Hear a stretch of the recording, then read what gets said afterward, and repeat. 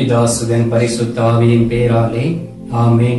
ஆண்டவர் உங்களோடு இருப்பாராக, ஆன்மாவோடும் இருப்பாராக. புனித யோவான் எழுதிய பரிசுத்த நற்செய்தியிலிருந்து வாசகம். ஆண்டவரே உமக்கு மகிமை. அதிகாரம் 16, இறை வார்த்தை 20. உறுதியாக உங்களுக்கு சொல்கிறேன், நீங்கள் அழுவீர்கள், புலம்புவீர்கள், அப்போது உலகம் மகிழும். நீங்கள் துயருறுவீர்கள், ஆனால் உங்கள் துயரம் மகிழ்ச்சியாக மாறும்.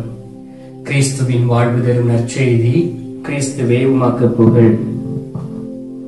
கிறிஸ்துவுக்குள் பிரியமான அன்பு சகோதர சகோதரிகளே, இந்த அதிகாலையிலே ஆண்டவர் உமக்கு வாக்கு கொடுக்கின்றார். நம்முடைய துக்கங்கள் எல்லாவற்றையும் சந்தோஷமாய் மாற்றுவேன் என்று சொல்லி ஆண்டவர் நம்முடைய வாழ்க்கையில் இருக்கக்கூடிய துக்கமான காரியங்களை சந்தோஷமாக மாற்ற வேண்டுமே என்றால் நாம் என்ன செய்ய வேண்டும் என்பதை நாம் அறிந்திருக்க வேண்டும். அன்பார்ந்தவர்களே, எல்லோருடைய வாழ்க்கையிலும் துயர சம்பவங்கள் உண்டு, துக்கமான காரியங்கள் உண்டு, பிளவுபட்ட இதயங்கள் உண்டு, நொறுக்கப்பட்ட இதயங்கள் உண்டு, உடைக்கப்பட்ட சூழ்நிலைகள் உண்டு, வழிமாறி சென்று பாதிப்பு அடைந்த நாட்கள் உண்டு. பாவம் செய்து ஆண்டவருக்கும் நமக்கும் இடையே ஒரு பிளவு இருப்பது போல் தோன்றிய நாட்களும் உண்டு. அதே போல் ஆண்டவர் நம்முடைய ஜெபத்தை கேட்காமல் இருக்கக்கூடிய நாட்களும் உண்டு. ஆம் அன்பார்ந்தவர்களே, துக்கம் என்பது எல்லோருடைய வீட்டில் இருக்கக்கூடிய ஒரு வாசப்படியை போல எவ்வாறு வாயிற்படி இருக்கின்றதோ அதே போல் துக்கமான காரியங்கள் எல்லாருடைய வாழ்க்கையிலும் கடந்து வரும். ஆனால் நாம் ஆண்டவரிடம் என்ன கேட்க வேண்டும் தெரியுமா? ஆண்டவரே, இப்படிப்பட்ட துக்கமான காரியங்களை தாங்கிக் கொள்ளக்கூடிய பலத்தை தாரும் என்று சொல்லி நாம் ஜெபிக்க வேண்டும். அன்பார்ந்தவர்களே, எவ்வளவு நாட்கள் இந்த உலகத்தில் நாம் வாழ போகிறோம் என்பது நமக்கு தெரியாது. ஆனால் இந்த உலகத்தை பாருங்கள். போட்டிகளும் பொறாமைகளும் பதவி ஆசைகளும் பண ஆசைகளும் மனிதரை முழுவதுமாய் ஆட்டி படைத்துக் கொண்டிருக்கின்றது. இதில் இருந்து முதல் நாம் வெளியே வர வேண்டும். ஆண்டவராகிய இயேசு கிறிஸ்து இந்த உலகத்தில் வாழும் பொழுது அவருடைய வாழ்க்கையிலும் துக்கமான காரியங்கள் இருந்தன. அந்த கெத்செமனே தோட்டத்திலே மனவேதனையோடு தந்தை கடவுளை நோக்கி ஜெபித்தார். அவரை பற்றி அவதூறு பேசிய வேளையிலே அவர் உடைந்து போய் இருக்கலாம். அவர் தந்தையிடம் போய் ஜெபிக்கக்கூடிய ஒரு மனிதராய் இருந்தார். அதே போல் நீங்கள் என்ன செய்ய வேண்டும் தெரியுமா? உங்களுடைய வாழ்க்கையில் துக்கமான துயரமான காரியங்கள் வரக்கூடிய வேளையிலே தந்தை கடவுளை நோக்கி ஜெபிக்கக்கூடிய பிள்ளைகளாய் இருக்க வேண்டும். அவருடைய சமூகத்தில் இருந்து நீங்கள் ஜெபித்து ஆண்டவருடைய வல்லமையை பெற்றுக் கொள்ளக்கூடிய ஒரு பிள்ளைகளாய் உங்களை மாற்றிக்கொள்ளக்கூடிய வேளையிலே ஆண்டவர் உங்களுக்கு அந்த பலத்தை கொடுப்பார். பாருங்கள், புனிதர்களுடைய வரலாறுகளில், தீர்க்கதரிசிகளுடைய வரலாறுகளை எடுத்து பாருங்கள், அரசர்களுடைய வரலாறை எடுத்து பாருங்கள். எல்லாருடைய காலங்களிலும் எல்லா சூழ்நிலைகளிலும் அவருடைய வாழ்க்கையிலும் துயரமான துக்கமான காரியங்கள் உண்டு. ஆனால் ஆண்டவரை நோக்கி இறந்தவர்கள் அதை தாங்கிக் கொள்ளக்கூடிய பலத்தை ஆண்டவர் கொடுத்தார். தாவீது அரசனுடைய வாழ்க்கையை பார்த்தோம் என்றால் பாவம் செய்து ஆண்டவருடைய மகிமை இழந்து போய் விடுகின்றார். ஆண்டவருடைய குரலை கேட்க முடியவில்லை. ஆண்டவர் முழுவதுமாக மறைக்கப்படுகின்றார். அந்த நேரத்தில் ஆண்டவருடைய சமூகத்தில் இருந்து அவர் அழுது புலம்புகின்றார். அந்த துக்கமான செய்தியை நினைத்து அவர் அழுது புலம்புகின்றார். பாவத்தை நினைத்து கண்ணீர் விடுகின்றார். ஆண்டவர் மீண்டுமாய் அவரை தேற்றி அவருடைய பிள்ளையாய் மாற்றிக்கொண்டு மீண்டும் அவர் வார்த்தையின்படி அவரை வழி நடத்துகின்றார். ஒருவேளை நீங்களும் தாவீதை போல் தவறி சென்றிருக்கலாம்.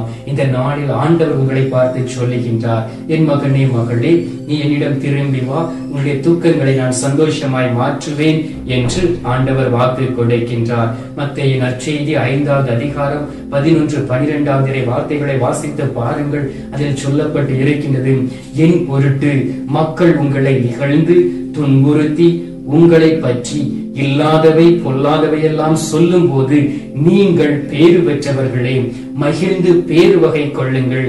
ஏனெனில் விண்ணுலகில் உங்களுக்கு கிடைக்கும் கைமாறு மிகுதியாகும்.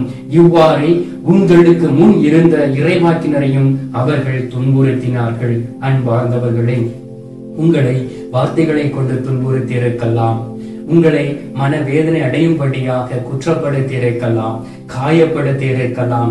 துன்பம் மிகுந்த வல்லமையோடு உங்களை தாக்கிக் கொண்டு இருக்கலாம்.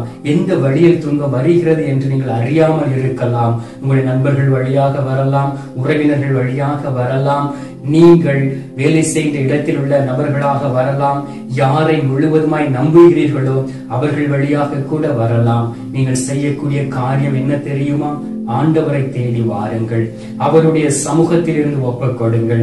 அப்பொழுதுதான் உங்களுடைய துக்கம் முழுவதையும் ஆண்டவர் அறிந்திருப்பார். எல்லாவற்றையும் ஒப்புக் கொடுத்து செபியுங்கள். ஆண்டவர் எல்லாவற்றையும் எடுத்து மாற்றுவார். வேதனையோடு இருக்கிறீர்களா? கண்ணீரோடு இருக்கிறீர்களா? ஆண்டவர் இந்த நாளில் உங்களுடைய கண்ணீரை துடைக்கக்கூடிய தெய்வமாய் இருக்கின்றார். திருவெளிப்பாடு 21வது அதிகாரம் 4வது வார்த்தையில் சொல்லப்பட்டு இருக்கின்றது, எல்லா முகங்களிலும் இருந்து நான் கண்ணீரை துடைப்பேன், இனி துக்கம் இராது, இனி சாவு இராது, இனி கலக்கம் இராது என்று ஆண்டவர் வாக்கு கொடுத்திருக்கின்றார். ஆம் அன்பார்ந்தவர்களே, உங்களை யாரு துன்புறுத்தினாலும் சரி, ஆண்டவரிடம் ஒப்புக் கொடுத்து செபியுங்கள். ஆண்டவர் நல்ல மாற்றத்தை கொடுப்பார். உங்களுடைய வாழ்க்கையிலும் மாற்றம் இருக்கும். நீங்கள் யாருக்காக ஜெபிக்கிறீர்களோ அவர்களுடைய வாழ்க்கையிலும் ஆண்டவர் மாற்றத்தை கொடுப்பார். யோவான் நற்செய்தி 16வது அதிகாரம் 33வது வார்த்தையில் சொல்லப்பட்டு இருக்கின்றது, உலகில் உங்களுக்கு துன்பம் உண்டு, எனினும் துணிவுடன் இருங்கள், நான் உலகின் மீது வெற்றி கொண்டு விட்டேன் என்று ஆண்டவராகிய இயேசு கிறிஸ்து வாக்கு கொடுக்கின்றார். ஆம் அன்பார்ந்தவர்களே, நாம் இந்த உலகத்தில் வாழக்கூடிய நாட்களில் நம் கடைசி காலம் வரை நாம் துன்பத்தில் இருப்போம். துன்பம் நம்மை தொடர்ந்து வரும். ஆனால் ஆண்டவராகிய இயேசு கிறிஸ்து எல்லாவற்றையும் வெற்றி கொண்டு விட்டார் என்கின்ற விசுவாசத்தோடு நாம் அவரிடம் செபிக்க வேண்டும், அவரிடம் கேட்க வேண்டும், அவரை நாடி வர வேண்டும். அதைத்தான் அவர் விரும்புகின்றார். யோவான் நற்செய்தி 15வது அதிகாரம் 18வது வார்த்தையில் சொல்லப்பட்டு இருக்கின்றது, உலகை உங்களை வெறுக்கிறது என்றால் அது உங்களை வெறுப்பதற்கு முன்பே என்னையும் வெறுத்திருக்கின்றது என்பதை நீங்கள் தெரிந்து கொள்ளுங்கள். ஆண்டவராகிய இயேசு கிறிஸ்துவே உலகை வெறுத்திருக்கிறது என்றால் நீங்கள் எம்மாத்திரம் அன்பார்ந்தவர்களே. எனவே எல்லாவற்றையும் தாங்கிக் கொள்ளக்கூடிய பலத்தை அவரிடம் கேட்போம். அந்த ஆற்றலை கேட்டு இந்த நாளில் ஜெபிப்போம். உங்களுடைய வாழ்க்கையில் இருக்கக்கூடிய துக்கங்கள் எல்லாவற்றையும் ஆண்டவர் சந்தோஷமாக மாற்றுவார். குறிப்பாக இந்த கொரோனா காலகட்டங்களில் ஆண்டவர் தாமே பாதிப்படைந்த மக்களுக்கு ஒரு அமைதியாகவும் ஆசீர்வாதமும் கடந்து வந்து அவருடைய தேவைகளை நிறைவேற்றும்படியாக, மக்களை எழுப்பிடும்படியாக அந்த நேரத்தில் நாம் மன்றாடுவோம். ஆண்டவருடைய அருளும் இரக்கமும் உங்களோடு கூட இருப்பதாக. இந்த நேரத்தில் என்னோடு இணைந்து சிறிது நேரம் நீங்கள் ஜெபித்தீர்களா? இப்பொழுது நாம் ஜெபிக்கலாம். எங்கள் பரலோக தந்தையே, இயேசு கிறிஸ்துவே, தூய ஆவியே, தந்தை, இந்த அருமையான காலை பொழுதிற்காக மக்கள் நன்றி சொல்லி உம்மை துதிக்கிறோம் சுவாமி. தூயாதி தூயவராய் பரிசுத்த தெய்வமாய் இந்த பரிசுத்த பலி மேடையில் இருந்து எங்களை உற்று நோக்கி கொண்டிருப்பதற்காக மக்கள் நன்றி சொல்லி உம்மை துதிக்கிறோம் சுவாமி. தந்தையே, ஒவ்வொரு நாளும் எங்களுடைய வாழ்க்கை வேதனையில் கடந்து செல்லுகின்றது. இவருடைய வாழ்க்கையில் துன்பங்கள் இருக்கின்றன, துயரங்கள் இருக்கின்றன, கவலைகள் இருக்கின்றன, வேதனைகள் இருக்கின்றன. யாரிடம் போய் சொல்வோம் என்கின்ற ஏக்கத்தோடு இருக்கின்றோம் சுவாமி. மனிதர்களை நோக்கி சென்று அவரிடம் சொன்னோம் என்றால் அவர்கள் குறிப்பிட்ட காலகட்டங்களில் எங்களை விட்டு விலகி செல்வதை நாங்கள் பார்க்கிறோம். அப்பா, இந்த நாளிலும் கூட நீரே உண்மையாய் இருக்கின்றீர். நீர் மட்டுமே எங்களுடைய உள் உணர்வுகளை அறிந்தவராய் இருக்கின்றீர். எங்களுடைய வேதனைகளை அறிந்தவராய் இருக்கின்றீர். எங்களை துன்புறுத்தவர்களுக்காக நாங்கள் ஜெபிக்கிறோம் ஆண்டவரே. எங்களுக்கு எதிராக பொய் புரட்டுகளை பேசியவர்களுக்காக ஒப்புக் கொடுக்கிறேன் ஆண்டவரே. ஆண்டவரே, எங்களை ஏமாற்றியவர்களை ஒப்புக் கொடுக்கிறேன் ஆண்டவரே. அதன் வழியாக வந்த வேதனையை ஒப்புக் கொடுக்கிறேன் ஆண்டவரே. கண்ணீரை ஒப்புக் கொடுக்கிறேன் சுவாமி. கவலைகளை ஒப்புக் கொடுக்கிறேன் சுவாமி. வேதனைகளை ஒப்புக் கொடுக்கிறேன் அப்பா. யார் யாரெல்லாம் உடைந்த உள்ளத்தோடு இருக்கிறார்களோ உடைந்த உள்ளத்தை நீ ஒப்புக் கொடுக்கிறேன் சுவாமி. ஆண்டவரே, மன வேதனைகளை எடுத்து மாற்றிடும்படியாக ஜெபிக்கிறேன். கண்ணீரையும் கவலைகளையும் பிள்ளைகளுடைய வாழ்க்கையில் இருந்து முழுவதுமாய் நீர் துடைத்திடும்படியாக ஜெபிக்கின்றேன். அன்பார்ந்த இயேசு சுவாமி, திருத்துதர் பணி 7வது அதிகாரம் 59-60 சொல்லப்பட்டு இருக்கின்றதே, ஸ்தேவான் மீது கல்லெறிந்து கொன்ற வேளையிலே அவர் முழந்தால் படியிட்டு அவர்களுக்காக செபித்து மன்றாடி அந்த இரத்தப்பழி அவர்களுடைய தலையில் விழக்கூடாது என்று ஜெபித்தார். தாரும். அதே போல் தகப்பனே, எங்களை ஏமாற்றுகிறவர்கள், துரோகம் செய்கிறவர்கள், ஆண்டவரை எங்களுடைய வாழ்க்கையில் துக்கமான காரியங்களை செய்கிறவர்கள் ஒவ்வொருவரையும் ஒப்புக் கொடுக்கிறேன் சுவாமி. அவர்களை மன்னித்து ஆண்டவரை அவர்களை நீர் ஆசீர்வதித்து வழிநடத்தும்படியாக ஜெபிக்கிறேன் சுவாமி. அன்பார்ந்த இயேசு சுவாமி, 1 பேதுரு 4 வார்த்தையில் சொல்லி இருப்பது போல, இயேசுவினுடைய பெயரின் பொருட்டு பிறர் உங்கள் மீது வசை கூறும்போது நீங்கள் பேறு பெற்றவர்கள், அப்பொழுது இறை மாட்சியையும் கடவுளுடைய ஆவியையும் உங்கள் மீது தங்கும் என்று சொல்லி, ஆம் தகப்பனே, பரிசுத்த ஆவியின் வல்லமையை கொடுப்பீராக. பரிசுத்த ஆவியின் வல்லமையை கொண்டு சாத்தானுக்கு எதிராக போரிடக்கூடிய ஆற்றலை கொடுப்பீராக.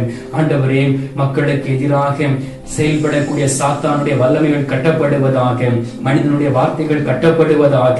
யார் யாரெல்லாம் வசைமொழி சொல்கிறார்களோ அவர்களுடைய வார்த்தைகள் கட்டப்படும்படியாக ஜெபிக்கிறேன் ஆண்டவரே. தகப்பனே, இந்த கத்தோலிக்க காலோனியில் வழியாக உமது திருமுகத்தை பார்த்து ஜெபிக்கக்கூடிய ஒவ்வொரு குடும்பத்தையும் ஆசீர்வதியும். அவருடைய வாழ்க்கையில் இருக்கக்கூடிய துக்கங்களை சந்தோஷமாய் மாற்றிக் கொடுப்பீராக.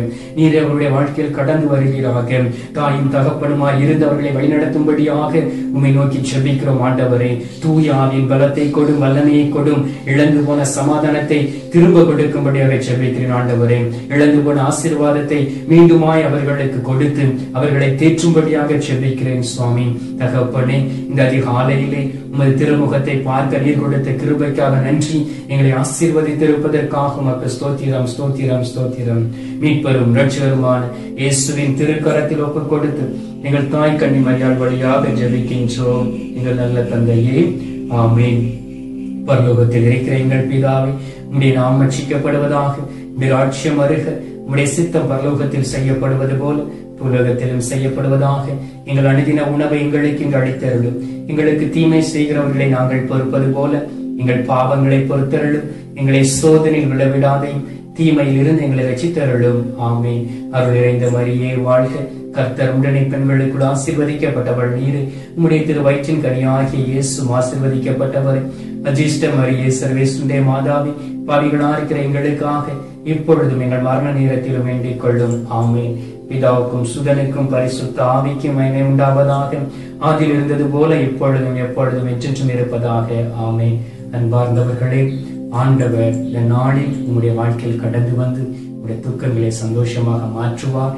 எனவே நம்மிடம் இருக்கக்கூடிய பாவங்களை அறிக்கையிட்டு பாவ மன்னிப்பு நிச்சயத்தை பெற்றுக்கொண்டு ஆண்டவர் தரக்கூடிய சந்தோஷத்தை பெற்றுக்கொள்வோம்.